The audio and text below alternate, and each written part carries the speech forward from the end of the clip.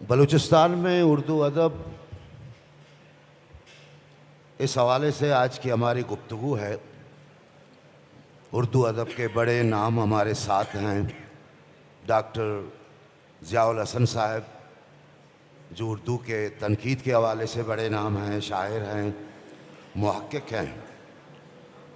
तो ज़ाहिर है कि इस सेशन में वो हमारे साथ हैं, तो वो बलूचिस्तान में उर्दू अदब, उनकी तारीख़ के बारे में उनकी अच्छी खासी आगाही भी होगी।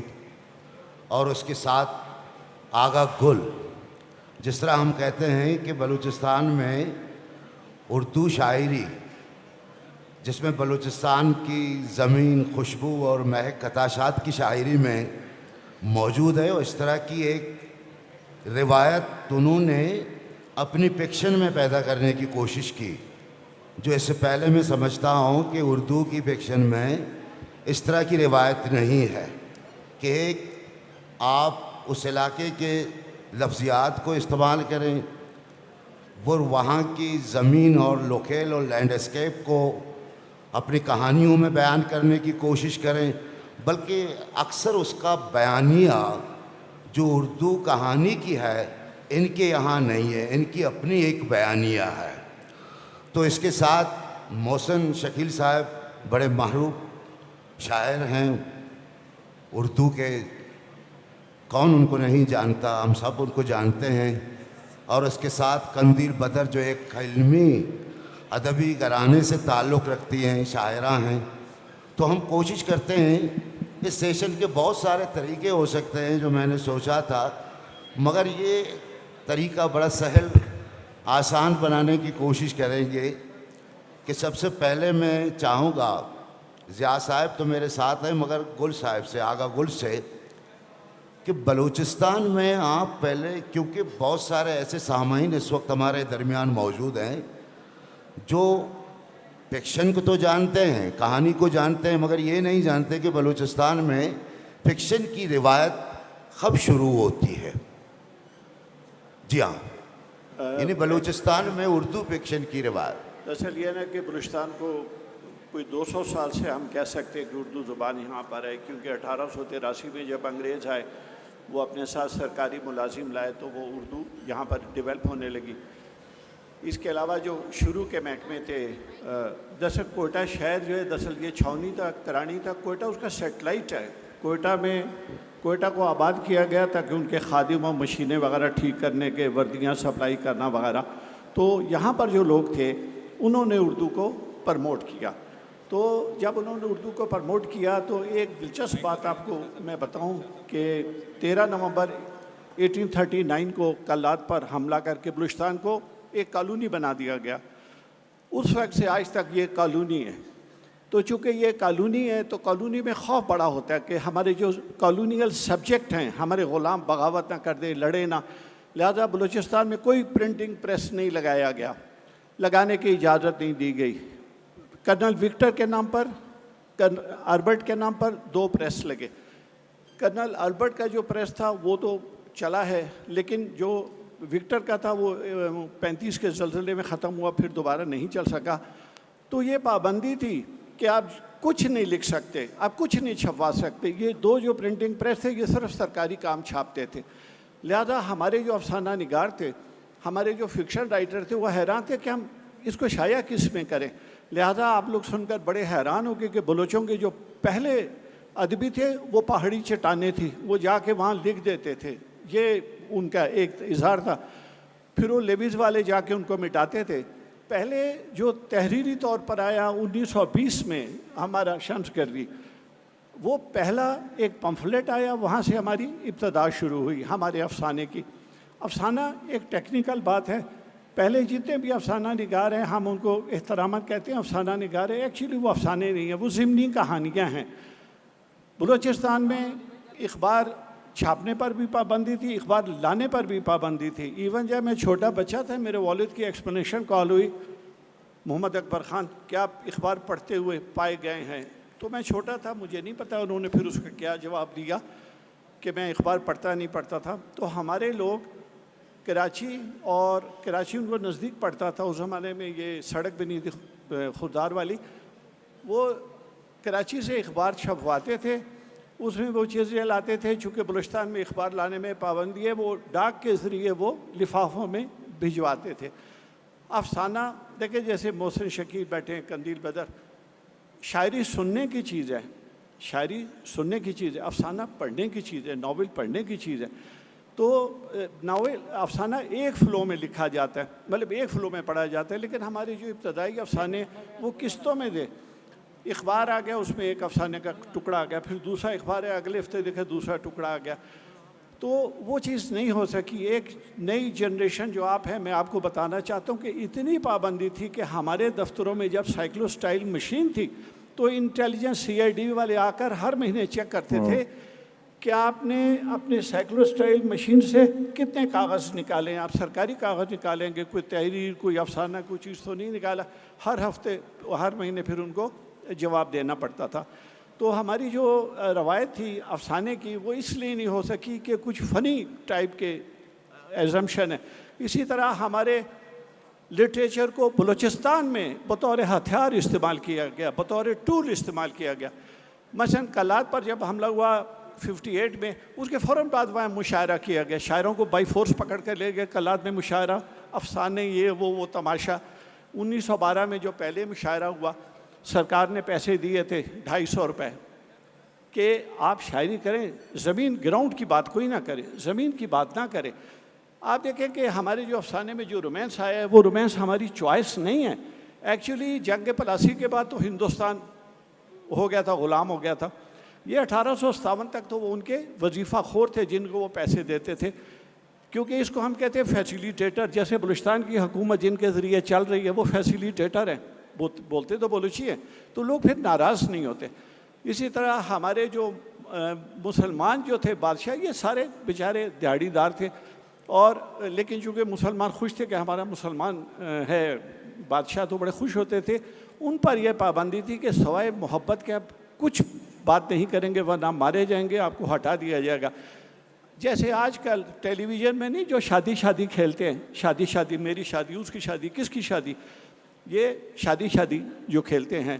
मैं आपको अगर आप बताएं कि मुझे नुसरत ठाकुर ने बुलाया था, अताशात को, मुझे, कई लोगों को, उसे कहा जी हम चाहते हैं कि बलूचिस्तान के लोग भी लिखें। तो मैंने कहा हमें तो खुशी होगी, हम TV के लिए ड्रामा लिखें। तो उन्होंने कहा ये लिखें, वो लिखें। फिर मुझे उन्होंने कहा मैं तुमको एक कहानी देता हूँ। एक लड़की को अमीर बनने का शौक़ था, तो वो अमीर आदमी से शादी कर लेती है, तो अमीर तो हो जाती है, खुशी नहीं मिलती। मैंने कहा यार आप मजाक कर रहे हैं, ठाकुर साहब इतना बड़ा आपका नाम है, मैं नाई हूँ कि आपके बाल काट दूँ, या मैं दर्जी हूँ कि आपके कपड़े सी के दे दूँ? मैं तो लिखने वाला राइटर हूँ, आप तो अपनी मर्ज़ी से। आप सारे जो TV पर देखते हैं ना, शादी सुबह से शाम तक, लगता है पाकिस्तान का मसला शादी है और कोई मसला नहीं। ये उसी ग़ुलामी की एक अलामत है, और अगर आप उसका नाम नहीं ले सकते, इसका मतलब आप उसके ग़ुलाम हैं। तो हमारे लिटरेचर में भी जो इतनी मदाखलत हुई, पर एक जो मेरी नस्ल के लोग हैं जानते हैं, गली गली मोहल्ले महल्ले लाइब्रेरियाँ थी, लोग किताबें पढ़ते थे, 4 आने 2 आने, लेकिन जो पोर्नोग्राफिक होते थे वो महंगे होते थे, वो हम बड़ी मुश्किल से 8 आने में लेकर रात को पढ़ते थे। तो कहने का मतलब है कि लोग पढ़ते थे, उनको पढ़ने का शौक़ था। लेकिन जब हुकूमत ने उसमें मदाखलत की, जैसे बहुत बड़ा नाम है नसीम दुरानी, जब सीब रिसाला तैयार होता था, फिर इंटेलिजेंस वाले आते थे, वो देखते थे ये काटो, ये रखो, वो रखो करके, वो फिर रिसाला जारी होता था।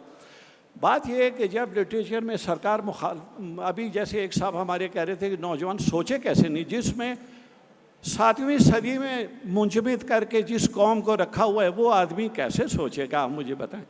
तो कहने का मतलब है कि जो फिक्शन है वो आज़ादी से लिखा जाता है। इसके अलावा एक और बड़ी बात है, जब क्राइसिस हो, इनकलाब फ्रांस है, बुर्जुआ इनकलाब है,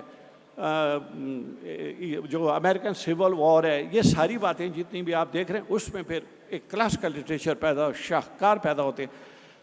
बलूचिस्तान क्राइसिस में भी है, जब से मैं पैदा हूँ ये क्राइसिस में है।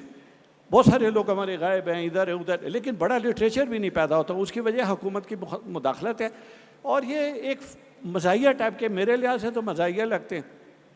वो ये है कि यूरोप में आप देखें कि हम जाते हैं तो वो इस बेंच पर वो बैठता था, उस पर वो बैठता था, जर्मनी में वो बैठता था, हम वहाँ तस्वीरें भी खिंचाते हैं, अदीब और उसकी इतनी बड़ी इज़्ज़त होती है।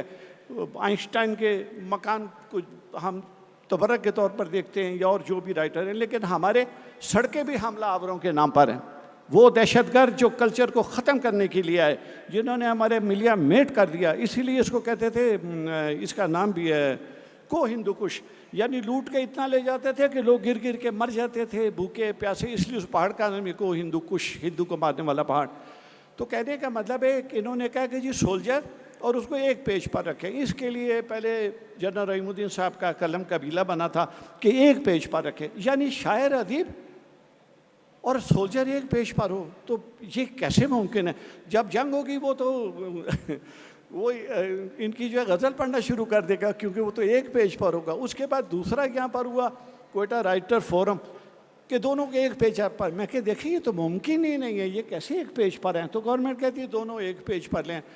तो कोयटा फोरम जो बना था, मुझे जब पता चला कि ये तो किसी और, तो मैंने छोड़ दिया उसको। एक फंक्शन के लिए सेरीन होटल में 70 लाख रुपया मिला और हमारे अदीब भूखे मर गए, यासीन बिस्मिल खून थूकता मर गया।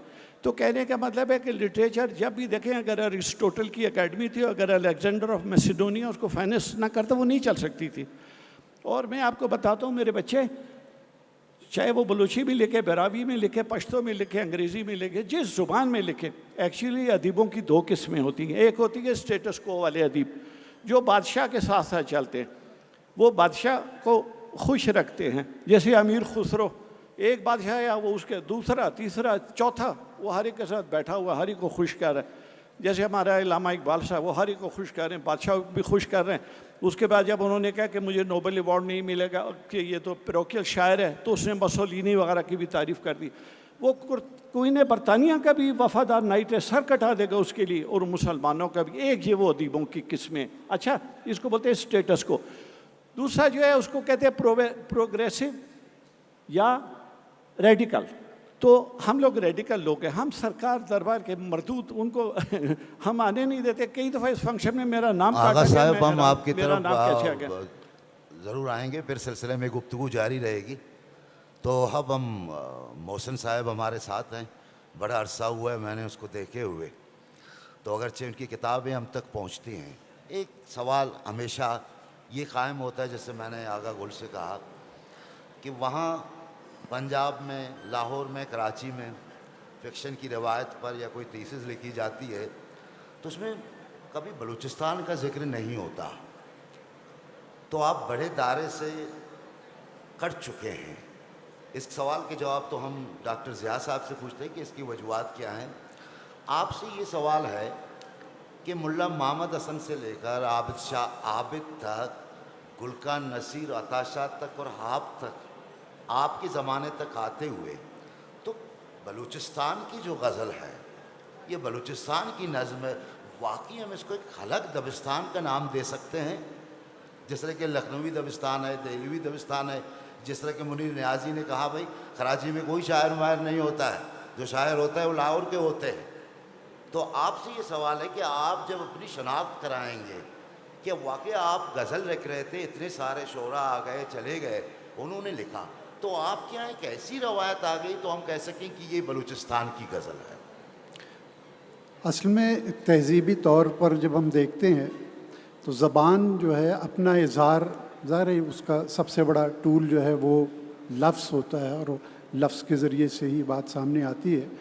जहाँ तक ये बात है कि बलूचिस्तान का एक ख़ास फ्लेवर होना चाहिए और है, इसकी सबसे बड़ी मिसाल तो अताशात की है कि अताशात की शायरी में उन अल्फाज को बरता गया जो कि हमारी मुरव्वज शेरी रिवायत में किसी इजाफे की तरफ उसको लेकर चले। तो मैं समझता हूँ कि दो तरह से इसका इज़हार होता है, एक तहज़ीबी और एक विजदानी तौर पर। विजदानी तौर पर तो आपको किसी लिखने वाले को किसी सतह पर या किसी जगह पर या किसी जगह पे आप उसको कह नहीं सकते कि आप इस तरह से लिखें, लेकिन वो जो एक उसके अंदर एक इल्म की और फ़हम की और एक जो उसके पास तनक़ीदी शऊर होता है, उसकी रोशनी में जब वो आगे बढ़ता है तो फिर उसमें, जैसे वर्ड्सवर्थ के ज़माने में जो इंग्लिश लिखी जाती थी तो उसमें उन्होंने ये दरियाफ़्त किया कि नहीं, देहात की ज़बान जो है वो ज़्यादा एथेंटिक होती है, तो वो ज़बान लिखी जाए जो इस तरह से। इस तरह से हमने यहाँ के बलूचिस्तान की जो शेरी रिवायत है, चाहे वो नज़्म में हो, गज़ल में हो, अब तो शायद आज़ाद नज़्म और हाइको और तरवीनी, ये तमाम चीज़ों में बलूचिस्तान में भी लिखा जा रहा है। लेकिन वो जो एक ख़ास जो यहाँ के रंग, यहाँ के लफ्ज़ जो है ना, वो यहाँ की जो खाक है उस खाकी रंग से बड़े मुमासिल हैं। ये लफ्ज़ बिल्कुल मुनफरद लफ्ज़ियात है जो शायरी में या हमारे लिटरेचर में सामने आती है। अब जैसे मुल्ला मोहम्मद हसन बरावी से हमारी जो रिवायत शुरू होती है उर्दू शायरी की, जो सबसे पहला हमारे पास एक रेफरेंस आता है जिसमें वो बाकायदा कुलियात है उनकी उसमें जो। लेकिन उन्होंने जो गज़ल लिखी या वो जो उस वक्त का जो इज़हार था, वो उन्होंने वो मीर और सौदा के ज़माने के वो थे, लेकिन वो उन्होंने सौदा की रिवायत को वो आगे लेकर चले। तो वो जो एक निशातिया सी कैफियत होती है वो उसको ज़्यादा उन्होंने बरता। फिर उसके बाद जो है हम देखते हैं कि जब अंग्रेज़ों के ज़ेर तसल्लुत आता है बलूचिस्तान 1877 और उसके लगभग जो सूरत हाल बनती है, उसमें तारीख़ी तौर पर फिर ऐसे तरीक़े या ऐसे एहसास को उजागर किया गया कि जो मिट्टी से मुमासिल हो या मिट्टी से रिफ़्लेक्ट करता हो। और फिर हम देखते हैं कि जब उर्दू शायरी में ख़ास तौर से बलूचिस्तान में जब उर्दू शायरी को हम देखते हैं तो उसमें लोरलाई का एक बड़ा रेफरेंस है जो कोयटा से ज़रा फासले पे शहर है। 1911 में यूसुफ पोपलज़ई, सरदार यूसुफ पोपलज़ई ने पहला वहाँ पर मुशायरा मुनक़्क़िद किया था और उससे जो है वो रिवायत जमना शुरू हो गई और बनना शुरू हुई। जो मुशायरे की रवायत है, लिखते तो थे लेकिन उसका इज़हार का एक जो एक सलीक़ा और तरीक़ा होता है मुशायरों की सूरत में, वो फिर हमारे कोयटा में ये आप देखिए कि 1911 में लोरलाई में वो शुरू होता है। हमारे कोयटा में 1927 में बज़्म अदब पहली मरतबा कायम होती है। सादिक शाह साहब उसको चलाते हैं और उसको आगे बढ़ाते हैं। तो वो जो तंज़ीमी तौर पर एक सूरत हाल होती है ज़बान को आगे बढ़ाने के लिए और उर्दू ज़बान को बढ़ाने के लिए, तो उन्होंने उसके अंदर काम किया। यूसुफ अज़ीज़ मक्सी का नाम इस तरह से है, ज़ेब मक्सी का नाम है, हसन निज़ामी साहब हैं, मोहम्मद हुसैन अनक़ा साहब हैं।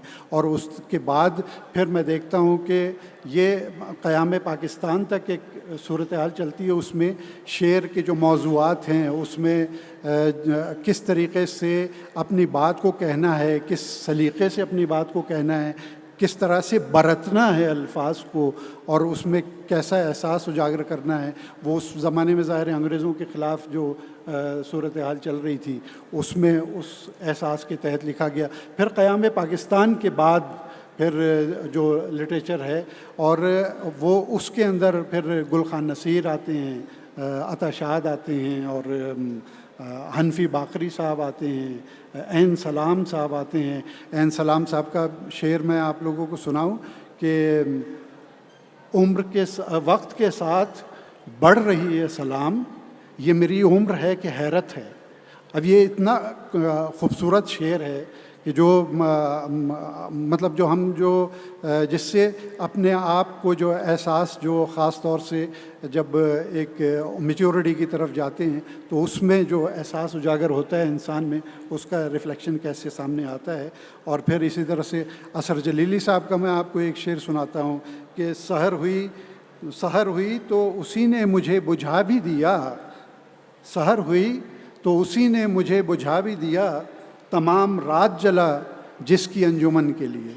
अब ये इस तरह के खूबसूरत शेर हैं जो कि बलूचिस्तान से सामने आते हैं। और फिर अताशात की तो शेरी जो है वो मुहित वो तो इतना वसी है, और बलूचिस्तान के हवाले से वो तो कहते हैं कि बलूचिस्तान को अगर समझना हो तो आप अताशात की शायरी को पढ़ना शुरू कर दीजिए, आपको बहुत कुछ समझ में आ जाएगा कि कोहसारों की अता रस्म नहीं खामोशी, रात सो जाए तो बहता हुआ चश्मा बोले।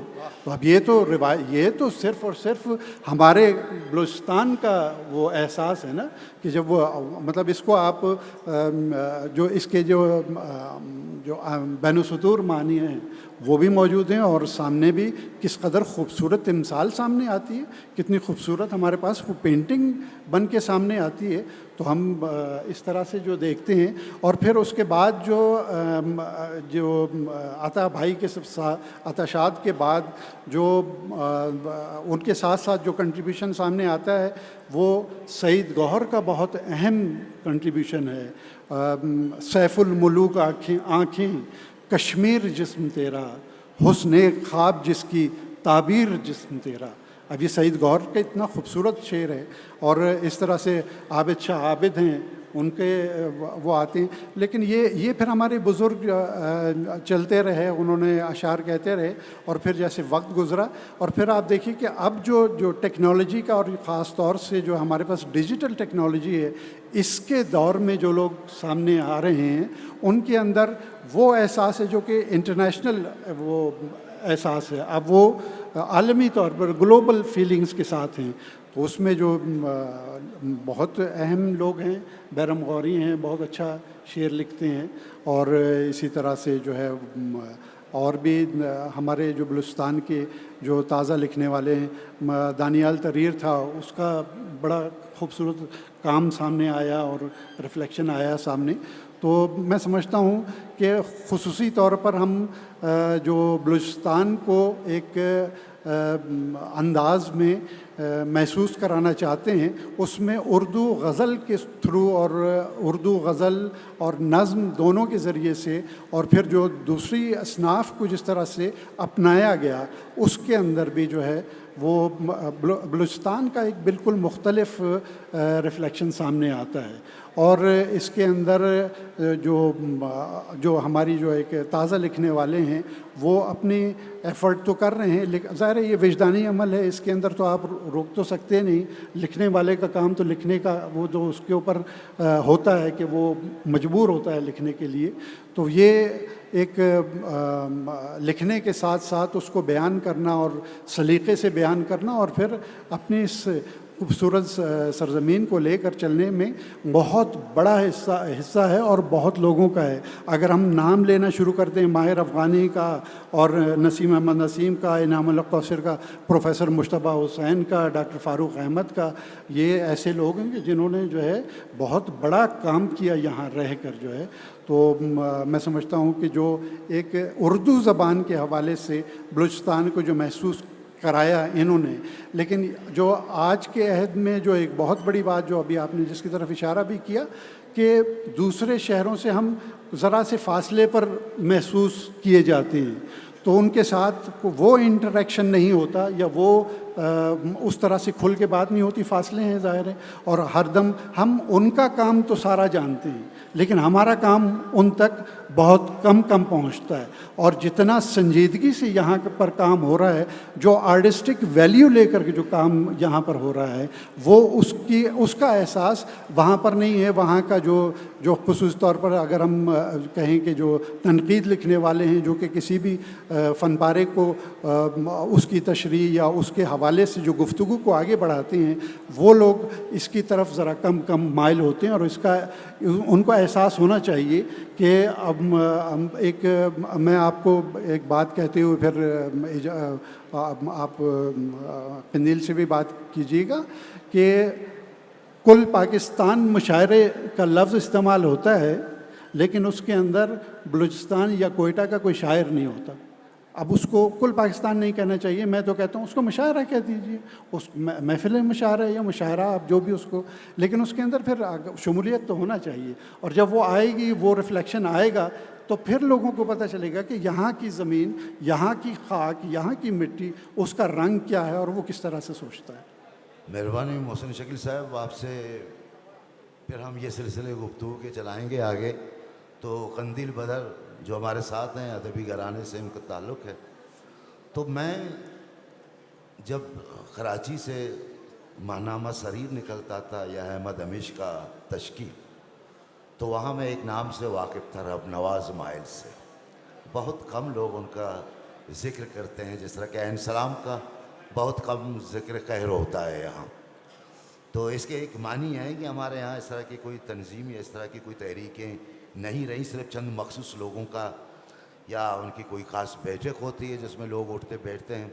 बल्कि बहुत बड़ा अलमिया ये है कि अताशात की बरसी या सईद गौर की बरसी के हवाले से भी इस तरह की प्रोग्राम का इनेकाद नहीं किया जाता। हालांकि एकेडमी अदबियात की यहाँ एक शाख अरसे से, एक ज़माने में उनके यहाँ रवायत है कि बलूच शोरा या ब्रावी के या पश्तू के उनके एजाज़ में बाहर से आता थे, प्रोग्राम करते थे।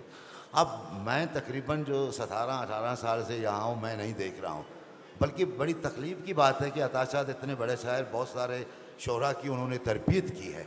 यह सईद गौहर जितना बड़ा घराना है उनका अदबी, तो उनको लोग याद नहीं करते। इसकी वजह क्या है, इस पर भी हम सवाल करेंगे, आपके जहन में ये सवाल रहे। मगर कंदील बदर साहिबा से ये सवाल है कि बलूचिस्तान में जो शायरात हैं, चंद के नाम आ जाते हैं, आप उनमें से ज़्यादा मशहूर हैं। कुछ को मैं तो जानता हूँ कि मुख्तलिफ़ मुशायरों में 2-3 नज़में कही हैं, फिर छोड़ दी या अपनी ज़ुबान की तरफ चली गई हैं। तो ख़वातीन या शायरात की कोई ऐसी आवाज़ क्यों नहीं बन रही है? अक्सर बेशतर मुख्तलिफ़ महफ़िलों में मैंने देखा है कि बताए कि भाई ये देखो, ये हमारी परवीन शाकिर हैं, ये देखो हमारी पहमीदा रियाज। भाई क्यों से कहोगे भाई पहमीदा रियाज हैं? हम तो कहो कि तुम कंदील बदर हो, तुम्हारी अपनी हैसियत है, तुम्हारी अपनी आवाज़। ये आवाज़ हमारी शायरात के हवाले से क्यों नहीं बन रही है? बिस्मिल्लाहिर्रहमानिर्रहीम। बहुत शुक्रिया। आवाज़ आ रही? अच्छा सर, बहुत आपका अच्छा सवाल है। मेरे बड़े मोहतरम यहाँ बैठे हैं, बहुत अच्छी गुफ्तगू हो रही है। आपका सवाल भी बहुत ज़रूरी है। मैं आखिर में 1-2 बातें उस पर भी करना चाहूँगी, लेकिन वक्त की किल्लत है और मैं इस वक्त को इससे इस्तिफ़ादा करना चाहती हूँ। एक तो मैं ये बताना चाहती हूँ कि बलूचिस्तान की उर्दू शायरी पर मेरा ख़ुसूसी काम है। मैंने एमफिल की सतह पर यहाँ की गज़ल पर मकाला तहरीर किया और पीएचडी की सतह पर यहाँ की नज़्म पर मकाला तहरीर किया।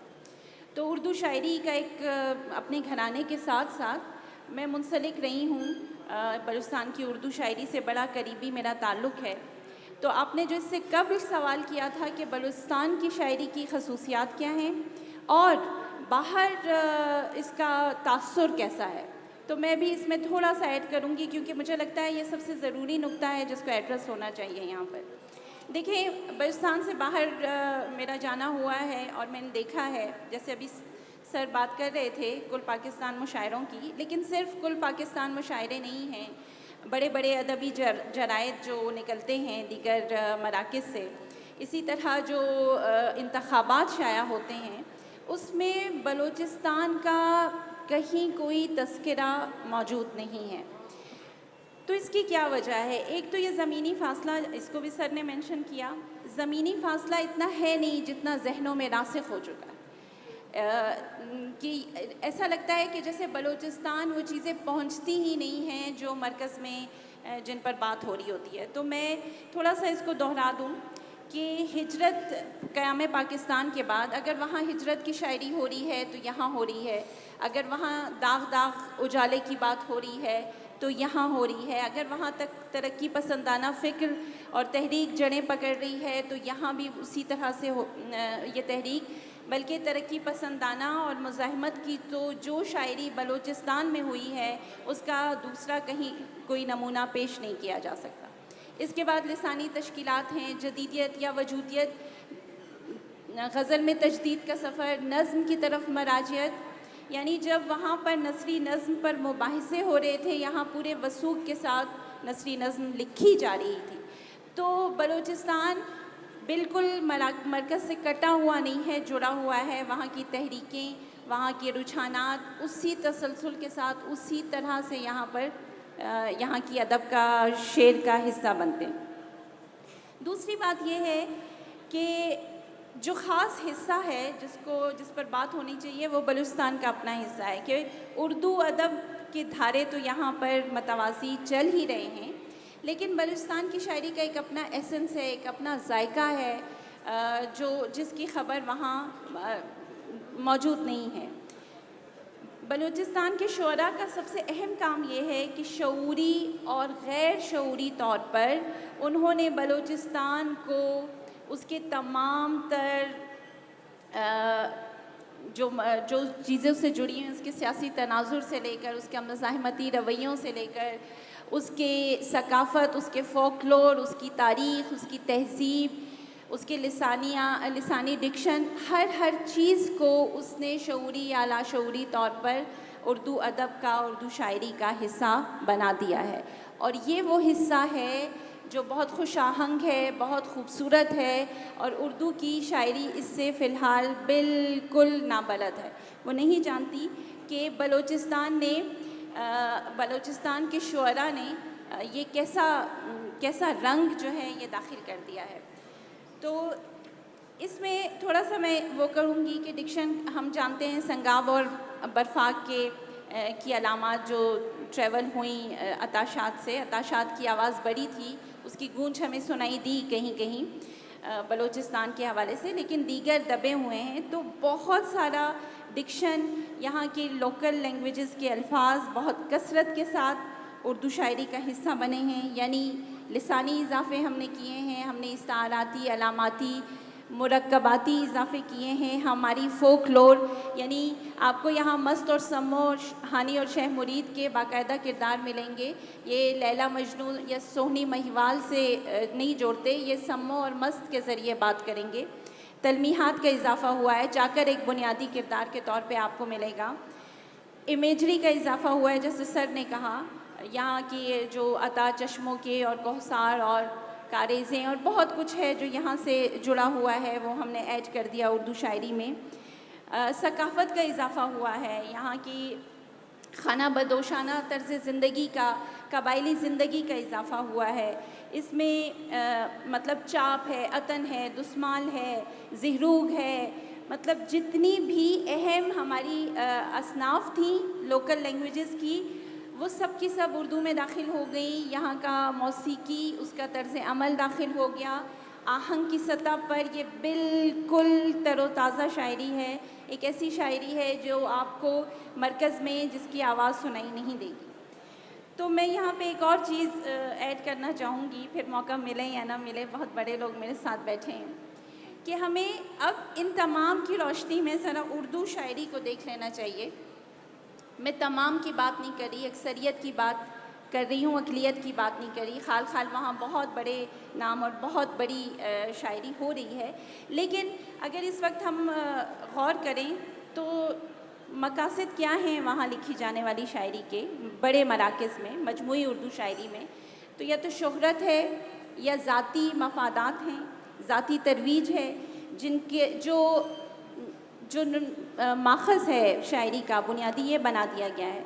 लेकिन आप बलूचिस्तान में देखेंगे तो इनको इन चीज़ों से, शोहरत से, ये न सताइश की तमन्ना, न सिले की परवाह, इसके मज़दाक यहाँ बैठकर हर तरह के थपकियों से, शाबाशियों से, वाहवाही से दूर ये असल अदब तख्लीक कर रहे हैं, बहुत खामोशी से तख्लीक कर रहे हैं। और मैं आपको एक बात का मैं दावा करती चलूँ कि जो इंटेलेक्ट, जो सियासी शऊर आपको बलूचिस्तान के अदीब में मिलेगा वो आपको दीगर कहीं नहीं मिलेगा। बहुत शुक्रिया। मेरा शुक्रिया कंदिल बदर। तो बातें बहुत सारी हो सकती हैं मगर टाइम हमारे पास कम है, क्योंकि हमने तो सिर्फ क्वेटा से शुरू किया है। बलूचिस्तान बहुत बड़ा है, वहाँ कुरान में भी बहुत सारे लोग लिख रहे हैं, कहानियाँ लिख रहे हैं, नज़में लिख रहे हैं, ख़ासतौर पर निकात से लेकर सिंबल तक और तस्तीर तक आप देख सकते हैं कि उनके शुमारों में वहाँ मकुरान के बहुत सारे लोग बड़ा अच्छा लिख रहे हैं। और बहुत सारी बातें, क्योंकि जिस तरह के मोहसिन शकील साहब ने कहा, इतनी बड़ी करार हुसैन साहब से लेकर फारूक एहसन साहब तक और अब तक के सलीम अहमद के भाई शमीम अहमद भी यहाँ रहे हैं।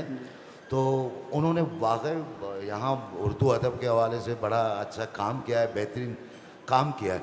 मगर इसके बावजूद ये आपके ज़िया साहब इससे वाकिफ़ होंगे, डॉक्टर हैं, कि उनके पास बहुत सारी थीसिसें भी आ जाती हैं बलूचिस्तान के अदब के हवाले से।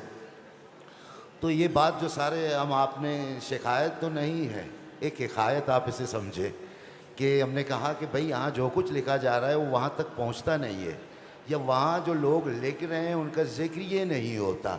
हालांकि आगा साहब वहाँ शबखून में चप रहे होते हैं, फारूक सरवर तो बिल्कुल शबखून में चपते हैं। ये बहुत बड़ी बात है, ये बड़ी एजाज़ की बात थी कि कोई बंदा शबखून में चप जाए। तो मगर यहाँ क्या है, लाहौर या कराची में आगा साहब उसके हवाले से ये पाकिस्तान की फिक्शन कहानी पर सो लिखते हैं, उनका जिक्र नहीं होता, या मोहसिन शकील के आताशात का, बाकी लोगों का। इसका वजह क्या है डॉक्टर साहब? जी बिल्कुल आपने ठीक कहा। पहली बात तो ये है कि MA, MPhil, PhD के लिए लिखे जाने वाले मकालात अदब का मयार मुतय्यन नहीं करते। अगर वहाँ से जो मकालात लिखे जाते हैं उनमें बलूचिस्तान के शायरों और अदीबों का ज़िक्र नहीं होता, तो उसकी वजह उन इदारों में पढ़ाने वाले असातिज़ा का इग्नोरेंट होना है, जहालत है उनकी, पढ़ते नहीं हैं। नंबर 2, जब उस्ताद नहीं पढ़ते तो तालिब इल्म क्या खाक पढ़ेंगे? वो पढ़ेंगे नहीं तो उन्हें मालूम कैसे होगा कि कहाँ कहाँ अदब लिखा जा रहा है। इसलिए पहले तो मैं आपसे दरख्वास्त करूँगा बलूचिस्तान में रहने वाले दोस्तों से कि MA, MPhil, PhD के मकालात को अदब का मयार मत बनाएं। दूसरी बात है मुशायरा। मुशायरे में मेन स्ट्रीम के 5% शायर शामिल होते हैं, 95% शायर वो होते हैं जो दूसरे और तीसरे दर्जे के शायर होते हैं। हमने सरवत हुसैन को मुशायरों में नहीं देखा। सरवत हुसैन अपने दौर का सबसे अहम शायर था। यहाँ बैठे हुए ये तालिब इल्म हैं, इनमें से कितने लोगों को सरवत हुसैन का नाम पता है और उनकी शायरी पढ़ी है? कराची के शायर थे। कितने लोगों ने जमाल सानी की शायरी पढ़ी है? कितने लोगों ने अफजाल अहमद सैयद की शायरी पढ़ी है? ये मेन स्ट्रीम के शायर हैं जिनका नाम ये नहीं जानते। ये मुशायरों के शायरों का नाम जानते हैं। किसी अदब की मेन स्ट्रीम मुशायरों के शायरों से नहीं बनती, गहरे और आला दर्जे के तख्लीकी तजर्बा रखने वाले शायरों से बनती है। वो यहाँ भी है, कराची में भी है, लाहौर में भी हैं। अहमद नदीम कासमी मुशायरों के बादशाह थे। पूरे पंजाब में मुशायरे उनकी इशारे अबरू से होते थे। आज अहमद नदीम कासमी का नाम लेने वाला, उनका शेर सुनाने वाला, उनके शेर पे बात करने वाला एक आदमी नहीं है। फैज़ अहमद फैज़ मुशायरों के शायर नहीं थे, लेकिन फैज़ साहब को पढ़ने वाले कौन है जो फैज़ का नाम नहीं जानता? फैज़ की शायरी में इतनी ताकत थी कि मुशायरों के बगैर लोगों के दिलों में, उनके वजूद में उतर गई। तो ये मैं पहली 2 चीज़ों की वजाहत तो ये कर दूँ। बलूचिस्तान की शायरी से मैं आगा गुल को तो मैं जानता हूँ कि आगा गुल मेन स्ट्रीम के अफसाना निगार हैं। इस वजह से मैं वहाँ लाहौर में बैठा हुआ, मेरे घर में इनकी किताबें भी हैं, मैंने पढ़ी भी हैं, और लोग भी पढ़ते हैं। हमारी यूनिवर्सिटी में इनके उस पर अगरचे वो मयार नहीं है, लेकिन बहरहाल वहाँ इनके अफसाने पे काम भी हुआ। बलूचिस्तान के अदब से मैं 2 तरीके से वाकिफ़ हूँ, एक ज़ाती सतह पर और एक मुतालियाती सतह पर।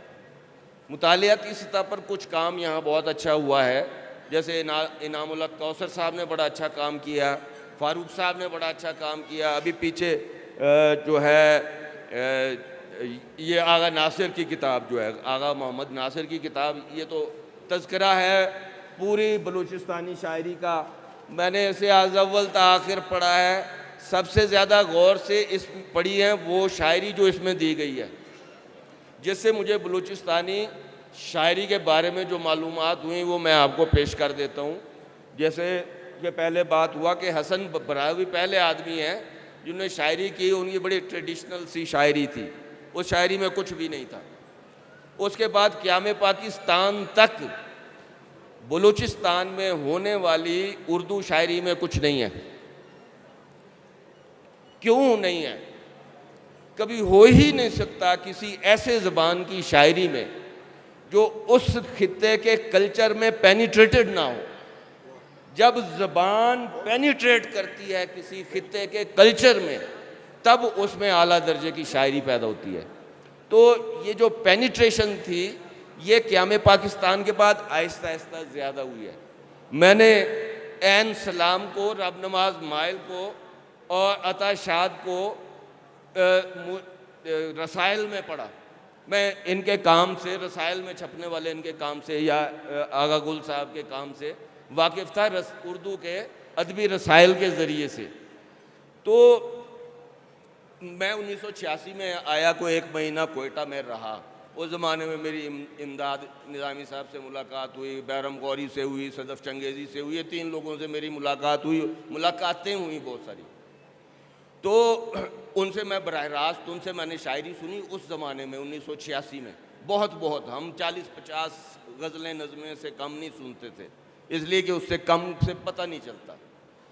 तो अताशाद की मैं आपको बताऊं, होते हैं तसव्वुरात। अताशाद के बारे में लाहौर में कहा जाता था ये कोयटा के शायर नहीं है, कोटे के शायर हैं। ये कौन कहते थे? वो मुशायरे वाले लोग। हमने उनसे सुना। जब मैंने अताशाद को पढ़ा तो मुझे लगा कि ये कहने वालों से ज़्यादा बेहतर शायर हैं। कहने वाले उनसे ज़्यादा कोटे पे जाते हैं इन मुशायरों में। ठीक है, हम नहीं मानते किसी दूसरी की राय, हम मानते हैं अपने ज़ौक़े अदब की राय। ज़ौक़े अदब ने मुझे ये बताया कि तख्लीकी अदब जिसे हम कहते हैं, फ़िक्शन और शायरी, वो तख्लीकी होता है या गैर तख्लीकी होता है या कम तख्लीकी होता है। जो तख्लीकी होता है उसमें क्या आता है? उसमें इंसान का पूरा वजूद आता है। पूरा वजूद एक कल्चर उसकी नॉरिशमेंट करता है, तो अपने पूरे कल्चरल तनाजुरात में आता है। कल्चर 2 तरह से आता है शायरी में और अदब में।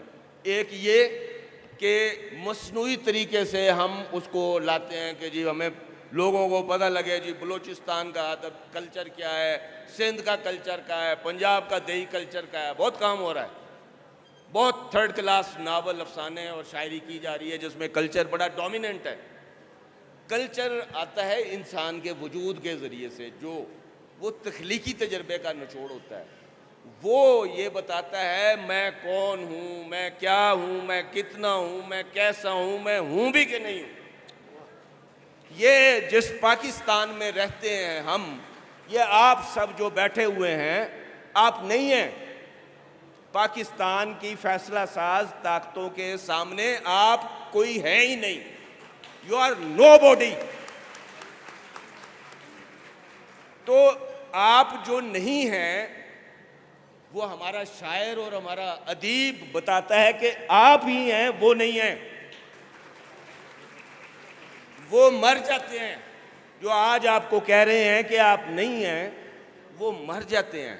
आप जिंदा रह जाते हैं क्योंकि आप अदब में आ जाते हैं। दुनिया में अदब एक दफ़ा तख्लीक, बड़ा अदब जब तख्लीक होता है, आज तक कोई मिसाल नहीं है कि उसकी मौत वाक़ई हुए हो।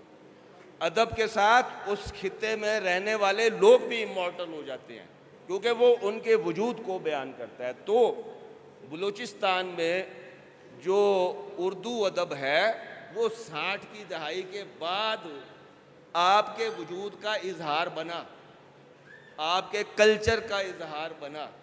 और इस वक्त जिस वक्त हम बात कर रहे हैं, ये बैठे हुए हैं 2 नौजवान और बेशुमार जिनका जिक्र इन्होंने किया है, वो सारे लाहौर में शेर कहने वाले 85% शायरों से बेहतर शेर कह रहे हैं। ये मैं नहीं कह रहा, अभी आने से 2 दिन पहले मेरे 2 दोस्त हैं, हम्माद नियाजी और अदनान बशीर, वो मेरे साथ बैठे थे। मैंने कहा मैंने कोयटा जाना है, तो कोयटा के शायरों का जिक्र शुरू हुआ, इन सब का हुआ जिक्र। वो सब जानते हैं कौन जानता है कोयटा के शायरों को जो तख्लीकी तजर्बे को समझने वाला है? आप क्या, मैंने तो आपको कहा कि ये सब लोग सरवत हुसैन को नहीं जानते, इतने बहुत आला दर्जे के शायर को। तो क्या मैं इसको मयार मान के कहूँ सरवत शायर नहीं है? सरवत का मयार ये है कि कराची से लेके खैबर तक गुलाम मोहम्मद कासिर खैबर पख्तूनख्वा का शायर है, यहाँ कराची और बलूचिस्तान तक, क्या आप उसको नहीं जानते? तो बड़ा अदब होता है, तख्लीकी अदब, जो इंसान और उसके मुआशरे को लेके चलता है। जो बलूचिस्तान में इस वक्त उर्दू अदब सबसे ज़्यादा रिच है, उतना ही रिच है जितना लाहौर में, कराची में, पिंडी, इस्लामाबाद में, मुल्तान में या पाकिस्तान के किसी दूसरे शहर में। डॉक्टर साहब शुक्रिया। बलूचिस्तान की दास्तान बड़ी लंबी है और हमारे पास इतना वक्त भी नहीं है, तो एक सेशन में बहुत सारी बातें हो जाएं, मगर डॉक्टर साहब ने बेखबरी की एक बात कही है तो मैं इसकी वजाहत कर दूं पंजाब और लाहौर के हवाले से। हमारे यहाँ अफजाल सैयद को लोग अब जानते हैं, मगर हमारे इलाके में बच्चा बच्चा जिनका ताल्लुक़ है वो उसको पढ़ते हैं और जानते भी हैं। और सरवत हुसैन तो हमारे यहाँ इतना मशहूर है, आप किसी भी शायर से पूछें तो वो बता देगा कि ये रस्में हम भी आज ज़िंदा हम ही सादात रखेंगे, जहाँ पर आग देखेंगे वहीं पर हाथ रखेंगे। क्या बात। तो ये उनका इतना मशहूर शायर नहीं है, मगर ये भी है कि वो मेरे सामने क्या अपना लिबास बदलने लगा कि निगार खाने के अब्रो हवा बदलने लगा। तो एक और किस्सा वजाहत कर दूँ पंजाब लाहौर की बेखबरी का। हम वहाँ चले गए थे, लाहौर में एक डॉक्टर थे PhD के, अदब आर्ट पर लिखते हैं, बहुत सारी किताबें हैं। तो मैंने उससे मजाकन कहा, उस वक्त वो बंदा ज़िंदा था, मैंने कहा यार ये माधु रसवा यहाँ कहाँ रहता है? उसने कहा ये माधु रसवा कौन होते हैं? मैंने कहा तुमने इंतज़ार हुसैन को पढ़ा है? कहते हैं हाँ मैंने उसकी बहुत सारी कहानियाँ पढ़ी हैं। मैंने कहा अलामतों का जवाल, आप उसे पढ़ लो, तुम्हें पता चलेगा ज़ाहिर डार माधु रसवा हुआ करते थे। यानी हम उनके बारे में जानते हैं, हमें ये खबर है। हमारे यहाँ लोग अब भी पारसी अच्छी तरह से जानते हैं। अब वहाँ ये मसला है कि तहसीन पराकी को आप निकाल दें, वहाँ पारसी जानने वाले भी लोग नहीं रहे। इस सिलसिले के वाक़या एक मज़ीद सुनाता हूँ मैं आपको। हम सफ़र कर रहे थे, डॉक्टर नासिर अब्बास नैयर थे, ज़िया साहब भी साथ थे। तो मैंने ये सोराब सपेरी है, सदाए फ़ाए आप, जो उनकी बहुत मशहूर नज़्म है, मैंने इनके कुछ मिसरे सुनाए। तो उससे पूछा कि तुम कौन हो? मैंने कहा मैं वो हूँ तुम जिसके बारे में नहीं जानते हो। आप सबका शुक्रिया, मेहरबानी, तुम आए। ये सिलसिला किसी वक्त और भी गुफ्तगू जारी रहेगी। वो बलूचिस्तान बहुत बड़ी ज़िंदगी है, बड़ी दुख की कहानी है और बातें मुख्तसर, वक्त मुख्तसर। शुक्रिया आप सबका, और आप सबका, आप सब ने हमें सुना। मेहरबानी।